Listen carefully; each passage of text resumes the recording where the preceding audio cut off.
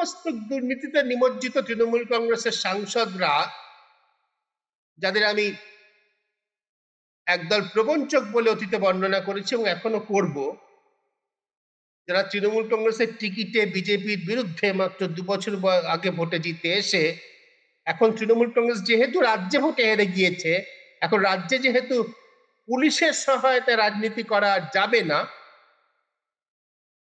তাই যারা এনসিপিআই নামক একটি দল গঠন করে বিজেপির কোলে গিয়ে বসেছিলেন, তাদেরই বা ভবিষ্যৎ কি? তাদের বিজেপির কাছে যে সমাদর, তার মূলে কি ছিল? তার মূলে ছিল এই যে মে মাসের পরেই যে এক্সোডাস আমরা দেখলাম তৃণমূল কংগ্রেস থেকে, যে বহির্গমন নিষ্ক্রমণ দেখলাম, তার মূলে কি ছিল? অমিত শাহ এবং নরেন্দ্র মোদীর এই বাসনা যে এই সংসদের বাদল অধিবেশনেই তারা সংসদের আসন সংখ্যা, লোকসভার আসন সংখ্যা 50% বাড়িয়ে তার 1/3 মহিলা সংরক্ষণের যে বিল তা পাশ করিয়ে দেবেন এবং যার ফলে সংখ্যার আধিপত্যে অন্তত তাদের বিচারে তাদের দিল্লিতে সরকারের টিকে থাকার সম্ভাবনা বাড়বে। এই খেলায় মত্ত হয়েই তো তারা মহারাষ্ট্রে উদ্ধব ঠাকরে শিবসেনা, পশ্চিমবঙ্গে তৃণমূল কংগ্রেস, এই দলগুলোকে ভেঙে এবং উত্তরপ্রদেশে অখিলেশ যাদবের সমাজবাদী পার্টিকেও ভাঙার চেষ্টা হয়েছিল এবং অবশ্যই আম আদমি পার্টি, এই দলগুলিকে ভেঙে সাংসদ সংগ্রহ করে ওই খেলায় মত্ত ছিলেন। কিন্তু এদেশের ছাত্র যুব জনতা, ককরোচ জনতা পার্টি গত 1 মাসে সব হিসেব ওলটপালট করে দিয়েছে। ওই বিল আপাতত মুলতুবি রেখে বাদল অধিবেশনে সরকারের নির্দিষ্ট রাজনৈতিক লক্ষ্য সম্বলিত কয়েকটি বিল, আমি অভিসন্ধি কথাটা ব্যবহার করছি না, বিরোধীরা বলবেন অভিসন্ধি, সরকার পক্ষের মানুষরা বলবেন সদুদ্দেশ্য প্রণয়িত বিল, কিন্তু নির্দিষ্ট রাজনৈতিক লক্ষ্য সম্বলিত যে বিলগুলো ছিল সেগুলো কোনোটিই কিন্তু কার্যকর করা গেল না। মনে রাখা দরকার, ককরোচ জনতা পার্টির আন্দোলনের দাবি কিন্তু এটা ছিল না যে এই বিলগুলো কার্যকর করা যাবে না বা এই বিলগুলো আপাতত স্থগিত রাখতে হবে, তা কিন্তু একেবারে ছিল না। তাদের নির্দিষ্ট দাবি যা ছিল, প্রধান দাবি শিক্ষামন্ত্রী পদত্যাগ, সে দাবি পূরণ হওয়া মাত্র তারা আন্দোলন প্রত্যাহার করে নিয়েছেন। কিন্তু শাসকের শির দ্বারায় যে কাঁপুনিটা তারা ধরিয়ে দিয়েছেন, সে কাঁপুনিটা রয়ে গেছে। এদেশের ছাত্র যুব জনতা যে আর বিজেপিকে ভয় পায় না, নরেন্দ্র মোদী অমিত শাহর প্রশাসনকে তারা ভয় পায় না, বিজেপির আইটি সেলই যে এখনকার সোশ্যাল মিডিয়ার একচ্ছত্র আধিপত্যকারী কর্তৃত্ব নয় ইত্যাদি তারা প্রতিষ্ঠা করে দিয়েছে। ককরোচ জনতা পার্টি প্রতিষ্ঠা করে দিয়েছে যে সকলই শোভন, সকলে বিমল, সমস্ত সাংবিধানিক প্রতিষ্ঠানকে হাত করে নেওয়া গিয়েছে, কেউ কোনো প্রতিবাদ করে না, কেউ কোনো কথা বলে না। দেশের তথাকথিত মেইনস্ট্রিম মিডিয়া পুরোপুরি দলদাসে পরিণত হয়েছে, সুপ্রিম কোর্ট পর্যন্ত সরকারের বিরুদ্ধে সচরাচর রায় দেয় না। এমতাবস্থায় যে আবহাওয়াটা তৈরি হয়েছিল, যে ভাবনাটা চড়িয়ে দেওয়ার চেষ্টা হতো যে এই সরকার অমোঘ, অপ্রতিদ্বন্দ্বী, অপরাজেয়,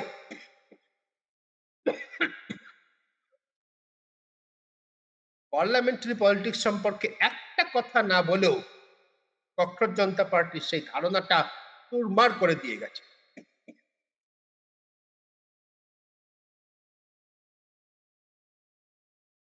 সব দলকে কেনা যায় না, যেহেতু আঞ্চলিক রাজ্যগত রাজনীতির স্বার্থে কংগ্রেস তামিলনাড়ুতে বিজয়ের নেতৃত্বাধীন মন্ত্রিসভায় যোগ দিয়েছে এবং ডিএমকে সেখানে বিরোধী দল। তাই বিজেপির আশা ছিল যে সদ্য শাসক দল থেকে বিরোধী দলে পরিণত হওয়া ডিএমকে তারা কংগ্রেস বিরোধিতার কারণে তাদের সঙ্গে হাত মিলিয়ে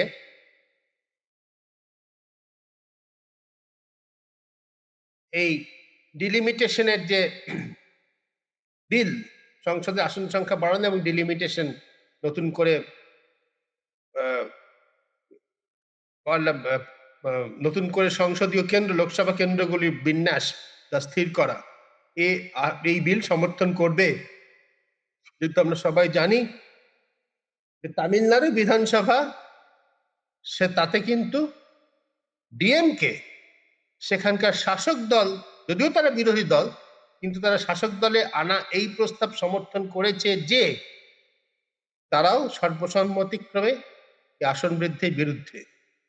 আসলে আসন বৃদ্ধি যদি করা হয় তাহলে অপেক্ষাকৃত অর্থনৈতিকভাবে এবং মানব সম্পদে উন্নত রাজ্যগুলি, যারা জনসংখ্যার নিয়ন্ত্রণ সঠিকভাবে করে অর্থনীতিতে এবং মানব সম্পদে এগোতে পেরেছে, তারা তুলনামূলকভাবে কম সুবিধা পাবে, বেশি সুবিধা পাবে জনসংখ্যা নিয়ন্ত্রণ করতে না পারা, যার ফলে অর্থনীতি এবং মানব সম্পদ উন্নয়নে পিছিয়ে থাকা রাজ্যগুলি, সোজা কথায় তামিলনাড়ু, কেরালা, কর্ণাটকের মতো রাজ্য অসুবিধায় পড়বে, সুবিধা ভোগ করবে বিহার, উত্তরপ্রদেশের মতো রাজ্য। অতীতে যেরকম বারবার দেখা গিয়েছে, এবারও তারই প্রতিফলন দেখা গেল। জাতীয় স্বার্থের যখন প্রশ্ন এলো তখন কিন্তু তামিলনাড়ুর রাজনৈতিক দলগুলি তারা কিন্তু ক্ষুদ্র আপাত ব্যক্তিগত স্বার্থের ঊর্ধ্বে উঠে তারা কিন্তু বৃহত্তর জাতীয় ঐক্য, অখণ্ডতা, ফেডারেলিজম রক্ষার পক্ষে রায় দিল। ঠিক এই জায়গাটাই তাই তামিলনাড়ুর সঙ্গে তুলনা করে বাংলার রাজনীতি আজকে কতটা দিনহীন, কতটা কলুষিত হয়ে গেছে ভাবলে লজ্জায় আমার মাথা নত হয়ে যায়। অতীতে বাংলার রাজনীতিকদের, এমপিদের দিল্লিতে একটা পরিচয় ছিল, তারা তাদের রাজনীতি যাই হোক না কেন, কংগ্রেস হোক, কংগ্রেস বিরোধী হোক, বাম বিরোধী হোক, তারা ব্যক্তিগত ভাবে তারা সৎ, তারা চুরি করেন না, ঘুষ নেন না। রাজনীতি করার জন্য অনেক কিছু তারা করতে পারেন, কিন্তু ব্যক্তিগতভাবে তারা অসৎ নন। সেই ভাষ্য আজ বন্যার জলে ভাসিয়ে দিয়েছেন তৃণমূল কংগ্রেসের এই সুদীপ বন্দ্যোপাধ্যায় অ্যান্ড কোম্পানি দিল্লিতে এবং ঋতব্রত বন্দ্যোপাধ্যায় অ্যান্ড কোম্পানি কলকাতাতে। একবার কি তামিলনাড়ুর দিকে তাকিয়েও তাদের লজ্জাবোধ হয় না? একদিকে যেমন এই সংসদের আসন সংখ্যা বৃদ্ধি এবং ডিলিমিটেশন আপাতত বিষ বা জলে, যেহেতু ডিএমকে কে হস্তগত করা যায়নি। অন্যদিকে আগামী 29শে আগস্ট ওই যন্তর মন্তরেই কিষাণ পঞ্চায়েতের প্রস্তুতি হচ্ছে। ভারত আমেরিকার সঙ্গে যে বাণিজ্য চুক্তি করেছে তা কৃষকদের স্বার্থের বিরুদ্ধে যায় বলে, কৃষক স্বার্থে পরিপন্থী বলে সংযুক্ত কিষাণ মোর্চা মনে করছে। সেই সংযুক্ত কিষাণ মোর্চা যারা আজ থেকে 2 বছর আগে 1 বছর ব্যাপী আন্দোলন করে নরেন্দ্র মোদীকে বাধ্য করেছিল 3টি কৃষি বিল প্রত্যাহার করতে, এবার কিষাণ মোর্চার অভিযান আটকানোর জন্য ইতিমধ্যেই প্রস্তুতি শুরু হয়ে গেছে। দিল্লিরও অনেক আগে হরিয়ানাতেই তাদের আটকে রাখার জন্য রাস্তা বন্ধ করা, ব্যারিকেড তৈরি করা ইত্যাদি প্রস্তুতি পুরোদমে শুরু হয়ে গিয়েছে।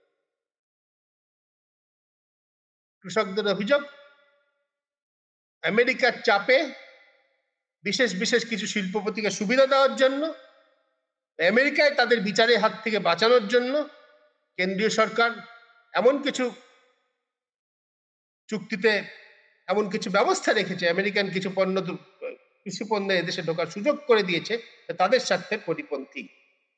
একই সঙ্গে মিনিমাম সাপোর্ট প্রাইস, ন্যূনতম সহায়ক মূল্য, তারও তারা কৃষকরা দাবি করছেন তার আইনগত স্বীকৃতি, যে দাবি তাদের আজ থেকে 3 বছর আগেও ছিল। এহেন পরিস্থিতিতে যখন আবারও বলছি, একনায়কতন্ত্রী আচরণের প্রতিবাদে দেশের ফেডারেলিজম, দেশের বহুত্ববাদ, বহু ভাষা, বহু রাজনৈতিক ভাবনা ইত্যাদিকে সংরক্ষণের যে বার্তার নানা জায়গা থেকে উঠছে, সেখানে পশ্চিমবঙ্গ যেন সম্পূর্ণ উল্টো পথে হাঁটছে। অন্তত তাদের রাজনৈতিক দলগুলো, তাদের রাজনৈতিক কালচার দেখে কথাই মনে হচ্ছে। বাংলার মানুষও কি তা ভাবছেন? এখনো পর্যন্ত আমরা জানি না। আমরা 2 বছর আগে অভয় আন্দোলনের সময় দেখেছিলাম, আরজি করে তরুণী ধর্ষণ খুনে হত্যার পরে আমরা দেখছিলাম বাংলার মানুষ অভাবিতভাবে জেগে উঠেছিলেন, এবং তাদের সে জাগরণ যে তারপর রাস্তা থেকে তারা সরে গেল, আপাত দৃষ্টিতে আন্দোলন স্তীমিত হয়ে আসলেও রাজ্যের তখনকার শাসকদের বিরুদ্ধে তাদের যে ক্ষোভ যায়নি, তার প্রমাণ তারা উগরে দিয়েছেন 2026 সালের বিধানসভা ভোটের ইভিএম যন্ত্রে। রাজনৈতিক দলগুলোর প্রবঞ্চনা, তাদের ধান্দাবাজি, তাদের যে কারণেই হোক মানুষের সঙ্গে বিশ্বাসঘাতকতা করা, এই ছবি দৃশ্যমান, এই ছবি আমরা দেখছি। আমরা এও দেখেছি, এও জেনেছি যে ওই তথাকথিত নতুন রাজনৈতিক দল এনসিপিআই গঠন করা কোন সাংসদ নিজের এলাকায় ঢুকতে পারছেন না।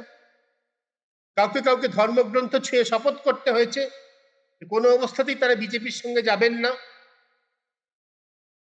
এবং সর্বোপরি আদৌ একটা আলাদা রাজনৈতিক দল হিসেবে ঘুরপথে লোক ঠকানো কৌশল করে আইনের আক্ষরিকভাবে আইন বাঁচিয়ে নতুন যে দল সৃষ্টির চেষ্টা তারা করছেন, তা সুপ্রিম কোর্টে বৈধতা পাবে কিনা তাও এখনো ঝুলে রয়েছে। বস্তুত উদ্ধব ঠাকরে শিবসেনা ক্ষেত্রে এ প্রশ্নে মীমাংসা এখনো হয়নি। এইসব বাস্তবতার মধ্যে দাঁড়িয়ে রাজনৈতিক নেতাদের এবং দেশের পশ্চিমবঙ্গের রাজনীতির এই অবক্ষয় নোংরা পঙ্কিল চরিত্রের মাঝখানে দাঁড়িয়েও আমরা এটা জানি না যে মানুষ কি ভাবছেন, আমরা এটা জানি না যে ছাত্র যুব জনতার মনে কি আছে। তা দেখার জন্য হয়তো আমাদের অপেক্ষা করতে হবে আরো কিছুদিন। কিন্তু পশ্চিমবঙ্গের রাজনীতিকে এই গলায় দড়ি দিয়ে তার অস্বাভাবিক মৃত্যুর হাত থেকে যদি কেউ বাঁচাতে পারে, তবে তা হবে ওই ছাত্র যুব জনতা। ছাপ মারা পোড় খাওয়া রাজনৈতিক নেতারা, রাজনৈতিক দলগুলো, তাদের সে ক্ষমতা, ইচ্ছা বা গ্রহণযোগ্যতা কোনটাই আছে বলে এখনো পর্যন্ত মনে হচ্ছে না।